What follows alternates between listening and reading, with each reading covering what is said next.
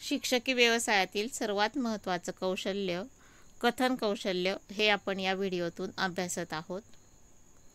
शिक्षकी व्यवसायामध्ये सर्वात महत्त्वाचं कौशल्य आहे ते म्हणजे कथन कौशल्य. कारण कोणत्याही शैक्षणिक साधनांशिवाय पूर्ण तासभर वर्गाचं अवधान खिळवून ठेवायचं असेल तर त्यासाठी कथन हे आवश्यक असतं. आणि कथन जितकं प्रभावी असेल तितकं विद्यार्थ्यांचं अध्यापनाकडे लक्ष हे असतं आणि त्यामुळे कथन कौशल्य अभ्यासणं हे गरजेचं आहे. आपल्या लहानपणी आपले आजी आजोबा आपल्याला काही गोष्टी सांगायचे, त्यांच्या जीवनातले सुखदुःखाचे प्रसंग सांगायचे आणि ते प्रसंग अजूनही आपल्याला आठवतात, त्या गोष्टी अजूनही आपल्याला आठवतात आणि याला कारण म्हणजे त्यांची कथन करण्याची हातोटी. तर कथन करणं हे एक कौशल्य आहे. एखाद्या व्यक्तीचं, एखाद्या प्रसंगाचं बहारदार वर्णन केलं की ते ऐकणाऱ्यालाही ऐकावंसं वाटतं आणि ते कायम लक्षात असतं. आणि म्हणून शिक्षकांनी कथनाचं कौशल्य हे शिकलं पाहिजे, जेणेकरून पूर्ण वर्ग अगदी मंत्रमुग्ध होऊन आणि त्यांचं कथन ऐकेल, जेणेकरून प्रभावी अध्यापन हे होईल. आणि ज्या शिक्षकाचं कथन हे चांगलं असतं त्यांच्याच वर्गामध्ये चांगलं वातावरण असतं. आणि अगदी संथ, एकसुरी, कंटाळवाणं जर कथन असेल तर त्या वर्गामध्ये गोंधळ असतो. आणि या दृष्टीने कथन कौशल्य अभ्यासणं हे BEdच्या विद्यार्थ्यांसाठी गरजेचं आहे. अध्ययन अध्यापन प्रक्रिया जर प्रभावी करायची असेल, परिणामकारक करायची असेल तर त्यासाठी कथन कौशल्य हे गरजेचं असतं. आणि ज्या शिक्षकाचं अध्यापन प्रभावी आहे तर त्यालाच यशस्वी शिक्षक असं म्हटलं जातं. आणि ही अध्यापनाची प्रक्रिया यशस्वी करण्यासाठी शिक्षकाला जी कौशल्य आत्मसात करावी लागतात तर त्यामधलं कथन हे अतिशय महत्त्वाचं कौशल्य आहे. तर कथन म्हणजे फक्त सांगणं नाही. कथन म्हणजे फक्त सांगणं नाही तर प्रभावीपणे सांगणं म्हणजे कथन.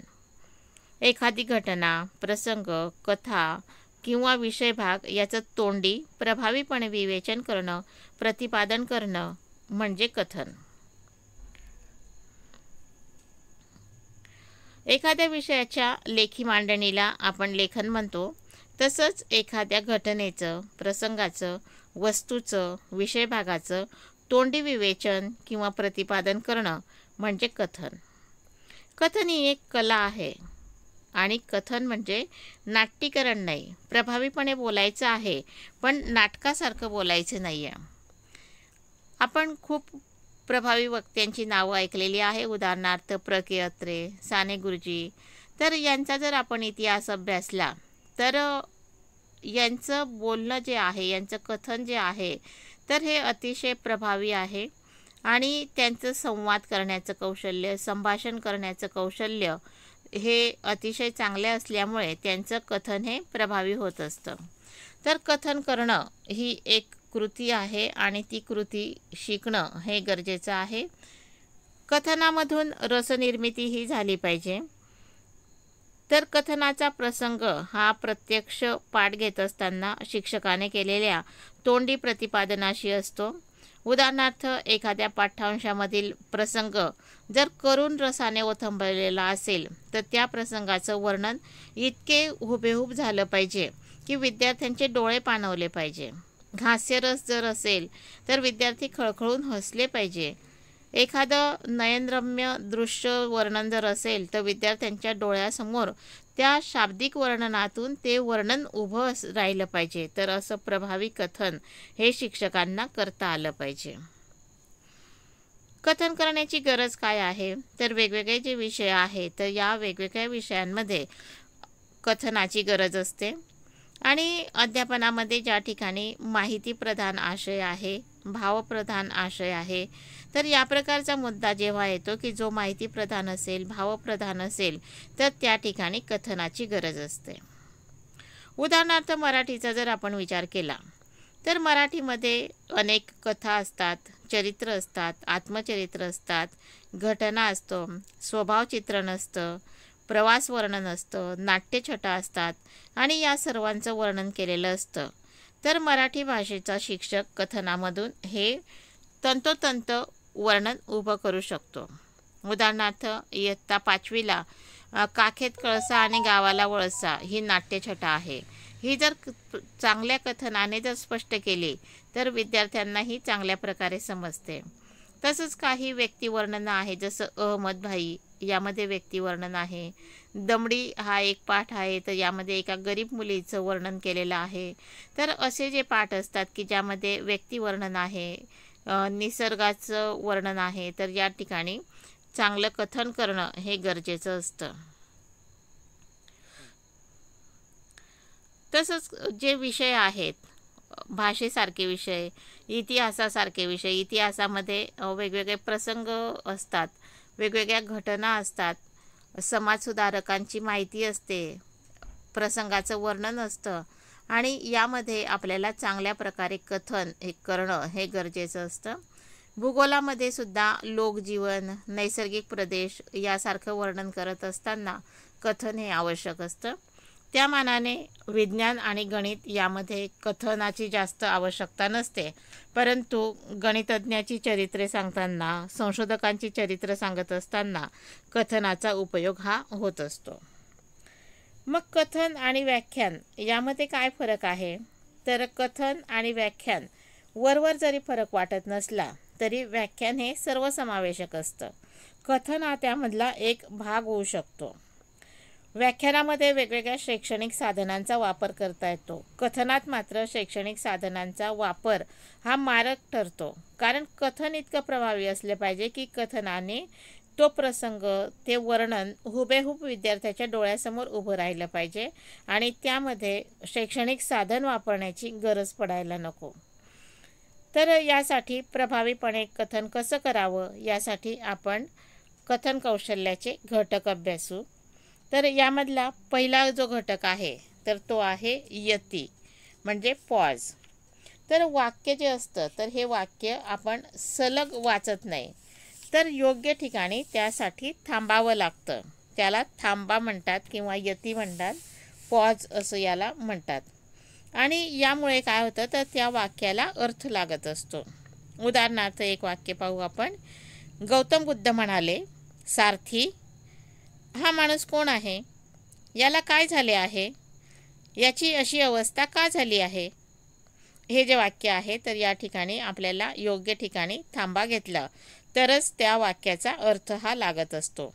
आपण जर विद्यार्थ्यांसमोर असं म्हटलं की गौतम बुद्ध म्हणाले, सारथी हा माणूस कोण आहे? याला काय झाले आहे? याची अशी अवस्था का झाली आहे? तर त्याचा अर्थ लागणार नाही. पण योग्य जर थांबा घेतला की गौतम बुद्ध म्हणाले, या ठिकाणी थोडा पॉज घ्यायचा. सारथी हा माणूस कोण आहे? याला काय झाले आहे? याची अवस्था अशी का झालेली आहे? तर असे पॉज घेतल्यामुळे अर्थ हा लागत असतो आणि विद्यार्थ्यांना त्याचं आकलन हे होत असतं. आणि पॉज जे आहेत, थांबे जे आहेत तर ते योग्य ठिकाणी घेतले पाहिजे. जर पॉज अयोग्य ठिकाणी घेतले तर त्याचा अर्थ हा बदलत असतो आणि म्हणून पॉज घेणं हे अर्थपूर्णतेसाठी अतिशय आवश्यक असतं. दुसरा जो घटक आहे तर तो आहे आवाजातील बदल, विविधता, व्हॉइस व्हेरिएशन. तर आपण पाहत आहोत की कथनामध्ये व्यक्तिवर्णन असतं, प्रसंगाचं वर्णन असतं. तर या ठिकाणी आवाजामध्ये बदल करणं हा गरजेचं असतं. एखाद्या युद्धाचा प्रसंग असेल तर त्या ठिकाणी आवाज हा बदललाच पाहिजे. तर कथेमध्ये जो आशय असेल, जो प्रसंग असेल, जे पात्र असतील तर त्यानुसार आवाजामध्ये चढ उतार हा झालाच पाहिजे. योग्य विरामचिन्हाचा वापर केला पाहिजे आणि या योग्य विरामचिन्हांचा वापर करून आणि कथन आणि वाचन यामधला चढ उतार हा आला पाहिजे. त्यानुसार पात्रानुसार आवाजामध्ये बदल हा झाला पाहिजे. उदाहरणार्थ राजाचा जर आवाज असेल तर तो आवाज थोडा दमदारच असला पाहिजे. एखाद्या गरीब माणसाचा आवाज काढताना त्यामध्ये तसं कारुण्य हे दिसलं पाहिजे. तर या प्रकारे आवाजामध्ये बदल करणं हा गरज असतं. उदाहरणार्थ एक वाक्य आहे, इयत्ता 5वीचा जो धडा आहे ग्रंथप्रेम, तर यामध्ये एक वाक्य आहे, नियम माहीत असून अपराध करणाऱ्याला माफ करता येत नाही, समजलं? तर या ठिकाणी तो ग्रंथपाल जो आहे तर तो त्या विद्यार्थ्यावर चिडतोय आणि त्यामुळे हा आवाज यामध्ये चीड असली म्हणजे तो थोडा मोठा झालेला आवाज हा आला पाहिजे. तर आवाजामध्ये योग्य प्रकारे बदल हा आला पाहिजे. आणि काय सांगायचं आहे तर हे त्या आवाजाच्या बदलावरून समजलेलं असलं पाहिजे. दोन व्यक्तींमधील संवाद असेल तर त्यामध्ये आवाजात बदल हा येईल आणि त्याप्रमाणे कथन कौशल्य हे प्रभावी होईल. तर योग्य ठिकाणी योग्य आवाज हा प्रसंगानुरूप पात्रानुरूप बदलला पाहिजे. तिसरा जो घटक आहे तो म्हणजे शब्दांवर वाक्यांवर जोर देणे, आघात करणे. तर कथन करत असताना काही जे ठराविक शब्द आहे, जे महत्त्वाचे शब्द आहेत, तर त्या शब्दांवर काही वेळा पूर्ण वाक्यावर जोर देणं हे गरजेचं असतं, म्हणजेच आघात करणं हे गरजेचं असतं. उदाहरणार्थ, शाब्बास, छान खेळलास. तर या ठिकाणी शाब्बास या शब्दावर आपल्याला जोर द्यावा लागेल. या राजे या, तुमचीच वाट पाहत होतो. तर या शब्दावर एम्फसिस द्यावा लागेल. जसजसे उंच उंच जावे तसतशी हवा थंड होत जाते. तर या ठिकाणी उंच उंच या ठिकाणी एम्फसिस घ्यावं लागेल. रमेश मुलगा आहे. तर या ढवर एम्फसिस केलेला आहे. तर कोणत्या शब्दावर एम्फसिस द्यावं यावरून सुद्धा वाक्याचा अर्थ हा बदलत असतो. म्हणून योग्य शब्दावर योग्य वाक्यावर आघात करणं, जोर देणं हे गरजेचं असतं. तर म्हणजे कथन करताना कोणत्या शब्दावर जोर द्यायचा आहे तर हे आधी ठरवलेलं असलं पाहिजे. प्रश्नार्थक वाक्यामध्ये एम्फसिस घेणं गरजेचं असतं. उद्गारवाचक शब्द, भाववाचक शब्द, गुणवाचक शब्द हे वाक्यामध्ये ज्या ठिकाणी येतात तर त्या ठिकाणी त्या शब्दावर जोर देणं हे गरजेचं असतं. चौथा जो घटक आहे तो म्हणजे गेस्चर. तर कथनामध्ये बऱ्याच वेळा गेस्चरने, हावभावाने काही आपल्याला सांगायचं असतं. उदाहरणार्थ, की झाडावर एकच पक्षी होता. एकच म्हणत असताना बोटाने जर एक दाखवलं तर ते गेस्चर होईल. एक पाठ आहे त्यामध्ये असं वर्णन आहे, त्याने हळूच मुठभर तीळ उचलले आणि बकना भरला. तर यासारखं वाक्यही आपल्याला गेस्चरने दाखवता येतं. तसंच अणु हा अगदी सूक्ष्म असतो. सूक्ष्मच्या ठिकाणी गेस्चर घेता येईल. गांधीजींनी मुठभर मीठ उचलले आणि सत्याग्रहाला सुरुवात झाली. तर मुठभर मीठ या ठिकाणी हावभाव येईल. त्यानंतर हिंदीचा एक पाठ आहे, छोटू राम बवना था. बवना म्हणत असताना त्या ठिकाणी हावभाव येईल. तर अशा प्रकारे योग्य ठिकाणी योग्य हावभाव केले तर कथन हे जास्त प्रभावी होत असतं. त्यानंतरचा पाचवा जो घटक आहे तर हा कथनामध्ये अतिशय महत्त्वाचा आहे, भावाविष्कार, इमोटिव्हनेस. तर भाषेमध्ये जे 8 रस आहे, उदाहरणार्थ हास्य, रौद्र, भय, शृंगार, वीर. तर हे जे रस असतात तर यानुसार पाठामध्ये आवाज आला पाहिजे. यासाठी कधी हळूवार आवाज तर कधी मोठा आवाज तर कधी पॉज घ्यायचं. तर या प्रकारे एखादा प्रसंग वर्णन करत असताना, उदाहरणार्थ शिवाजी महाराज आणि अफजल खान यांच्या भेटीचं वर्णन करत असताना की आता काय झालं असेल, तर यानुसार विद्यार्थ्यांमध्ये उत्सुकता जागरूक होईल असा आशानुकूल आवाज असला पाहिजे. तसंच श्यामची आई, यामध्ये श्यामच्या आईच्या मृत्यूचा प्रसंग समजा सांगतायत तर विद्यार्थ्यांनाही अगदी वाईट वाटेल असं त्यांच्यामध्ये कारुण्य रसाची निर्मिती ही कथनाने करता आली पाहिजे. एखादा विनोदी जर कथा आहे आणि ते जर ऐकत असताना विद्यार्थ्यांना हसू आलं नाही तर ते कथन उपयोगी ठरणार नाही. तर कोणता भाव त्या पाठामध्ये आहे तर यानुसार भावाविष्कार करता आला पाहिजे. एखादा भीतीदायक प्रसंग असेल, एखादा किळसवाणा प्रसंग असेल तर हे सर्व भाव त्या शिक्षकाच्या चेहऱ्यावर दिसले पाहिजे आणि विद्यार्थ्यांमध्ये ते उतरले पाहिजे. तर या प्रकारे हे 5ही घटक योग्य ठिकाणी वापरल्यामुळे कथन हे प्रभावी होत असतं. योग्य ठिकाणी पॉज आले पाहिजे. आवाजामध्ये पात्रानुसार, प्रसंगानुसार बदल करता आला पाहिजे विशिष्ट योग्य शब्दांवर वाक्यांवर जोर देता आला पाहिजे. गेस्चरमुळे कथन प्रभावी होतं, तसंच भावाविष्कार त्यामधून आला पाहिजे. कथन करत असताना काही दोष हे कथनामध्ये यायला नको. तर यामधला पहिला जो दोष आहे तो आहे अस्खलितपणाचा अभाव, लॅक ऑफ फ्लुएन्सी. तर बोलत असताना काही जणांना शब्द आठवत नाही, मध्येच असं करत असतात आणि त्यामुळे जो अस्खलितपणा आहे तर हा नष्ट होतो. तर कथनामध्ये असं व्हायला नको. तर सलग कथन हे आलं पाहिजे. तसंच विषयाशी सुसंगत हे कथन आलं पाहिजे. कथनामध्ये आरंभ कुठे करायचा, मध्य कोणता घ्यायचा, शेवट काय करायचा, तर हे योग्य प्रकारे आलं पाहिजे. तर कथनामध्ये सलगता असली पाहिजे आणि अस्खलितपणा नसावा. त्यानंतरचा दुसरा दोष आहे तो म्हणजे अशुद्ध उच्चार. तर वेगवेगळ्या ठिकाणचे उच्चार हे वेगवेगळे असतात. तर काही ग्रामीण भागामधले जे उच्चार येतात तर ते अशुद्ध उच्चार असतात. उदाहरणार्थ पश्चिम, जळगाव, परतेक, परकार. तर या प्रकारे काही चुकीचे शब्द हे येत असतात. बोलत असताना जर घाई केली, उदाहरणार्थ जनता म्हणत असताना जनता असं जर म्हटलं तर हे जे उच्चार आहेत तर हे अशुद्ध उच्चार होतात. त्यामुळे शब्दांचा अर्थही बदलत असतो. तर कथन करत असताना भाषा ही चांगली असली पाहिजे. अशुद्ध उच्चार त्यामध्ये यायला नको. तसंच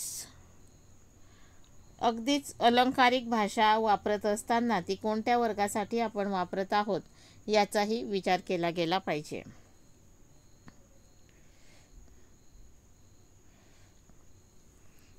त्यानंतर आवाज जो आहे शिक्षकाचा, तर हा आवाज काही शिक्षक कारणच खूप मोठ्याने बोलत असतात, तर काही अगदी हळू बोलत असतात. तर कथनाचा आवाज जो आहे तो योग्य असला पाहिजे. खूप मोठाही आवाज नको आणि खूप लहानही आवाज नको. तसंच वेग जो आहे तर अगदी फास्ट बोलल्याने विद्यार्थ्यांना समजत नाही आणि स्लो बोलल्याने एक प्रभाव पडत नाही, म्हणून योग्य वेग हा असला पाहिजे. तर हे जे दोष आहे अस्खलितपणाचा अभाव, अशुद्ध उच्चार, आवाज आणि वेग, तर हे जे वर्तन आहे हे टाळायला पाहिजे. मग सूक्ष्म पाठासाठी कथन कौशल्यासाठी निवड करत असताना पाठाची निवड कशी करायची, तर पाठ निवडत असताना त्यामधील आशय हा माहितीप्रधान असेल, रसपूर्ण असेल आणि भावपूर्ण असेल, अशा प्रकारचा आशय हा कथन कौशल्यासाठी निवडायचा आहे, जेणेकरून कथन हे प्रभावी होऊ शकेल. पाठ नियोजन करत असताना 5 जे घटक आहेत तर यापैकी यती आणि आघात हे बऱ्याच वेळा येत असतात आणि म्हणून ज्या ज्या ठिकाणी यती आहे तर त्या ठिकाणी ऑब्लिकचं चिन्ह हे करायचं असतं. ज्या ठिकाणी वाक्य थांबवायचं असेल त्या ठिकाणी ऑब्लिक हे चिन्ह करायचं आणि ज्या शब्दावर ज्या वाक्यावर जोर द्यायचा असेल तर त्या शब्दाला त्या वाक्याला अंडरलाईन करायची.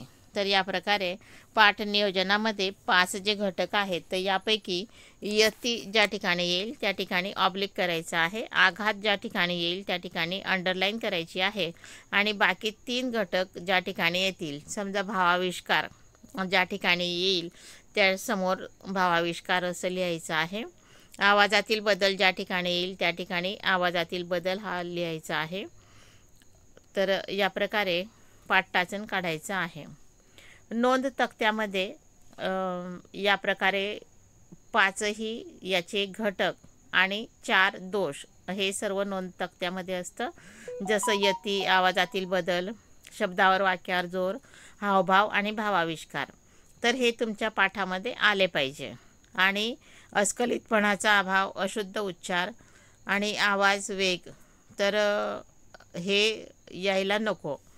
तर मग यती कोणकोणत्या आहेत त्याच्या नोंदी करायच्या, आवाजातील बदल केव्हा आला त्याच्या नोंदी करायच्या, कोणत्या शब्दावर वाक्यावर जोर आल्या त्याच्या नोंदी करायच्या, हावभाव कोणत्या ठिकाणी आले त्याचा नोंद करायची, भावाविष्कार कुठे आला तिथे नोंद करायचा आणि जर म्हणजे अस्खलितपणे बोललं पाहिजे हे गरजेचं आहे, पण अस्खलितपणा जर आलेला नसेल, अडखळत जर बोललेलं असेल तर त्या ठिकाणी क्रॉस मार्क करायचा आहे.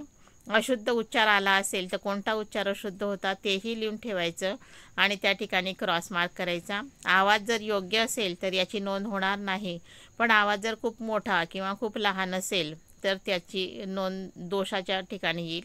वेग हा जर योग्य असेल तर आवश्यकता नाही, पण वेग जर कमी असेल किंवा खूप जास्त असेल तर त्या ठिकाणी त्याची दोष म्हणून नोंद करायची आहे. तर नोंद तक्त्यामध्ये कोणत्या गोष्टी चांगल्या होत्या याची नोंद करायची, तसंच कोणते दोष होते, कोणत्या सुधारणा कराव्या लागतील तर याची नोंदसुद्धा नोंद तक्त्यामध्ये करायची आहे.